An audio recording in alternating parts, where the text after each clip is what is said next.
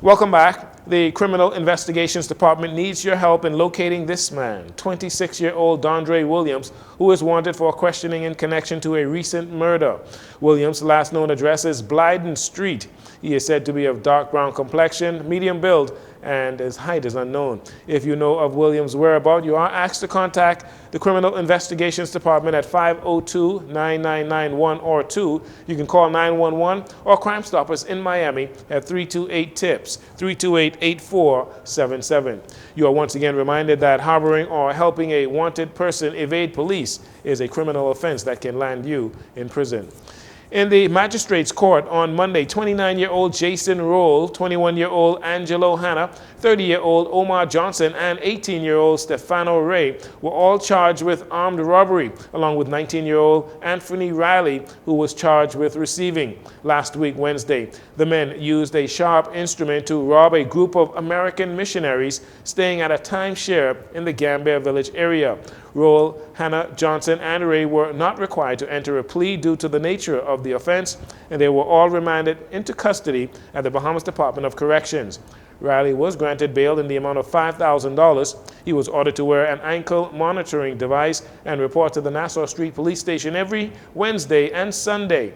The case is adjourned until January 20th, 2025 for the service of a voluntary bill of indictment. PLP Chairman Fred Mitchell, the Minister of Foreign Affairs, is reacting to Free National Movement Senator Darren Henfield, who is the former Minister of Foreign Affairs, who is calling for stiffer penalties, including hanging for individuals who commit gruesome crimes. Minister Mitchell says Henfield knows better. The senator is a lawyer, and he knows life is not that simple, nor is justice that simple. The Privy Council in the nation's highest court has ruled that executions can only take place in circumstances where it's the worst of the worst and there is no prospect of rehabilitation of the offender.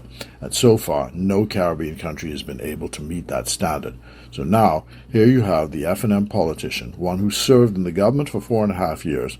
During that time, the F&M hanged not one person. If they were so convinced that hanging was the answer, why didn't they do it?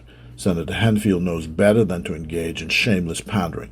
Last week in the House, I asked the F&M what more do they want us to do. Now they have the answer. We have the answer. Hanging. Something which they couldn't figure out to do, and something which they know is not now possible in Bahamian jurisprudence and law. Mr. Mitchell then turned his attention to Free National Movement Chairman Dr. Dwayne Sands, who on Saturday called for the firing of Wayne Munroe as Minister of National Security following the country's 93rd homicide on Saturday afternoon. The F&M said in the House that crime is not political, yet their former Minister of Health, Dwayne Sands, now chairman, who broke the COVID rules and is condemned for interfering in a court case, not qualified to speak on crime, has called for the minister's resignation. Go sit down, Dr. Sands. Friends, let's be reasonable, let's be rational, and just think before we speak. Let us invest in our young boys and girls. Invest in them in the future. I am sure that things will get better on the crime front in time. That was the chairman for the Progressive Liberal Party, Fred Mitchell. And finally, on the medical front, the Public Hospitals Authority, the PHA, speaking to concerns regarding the availability of blood bags within our public hospitals, particularly at the Rand Memorial Hospital on Grand Bahama. They say it is essential to understand that the current shortage of blood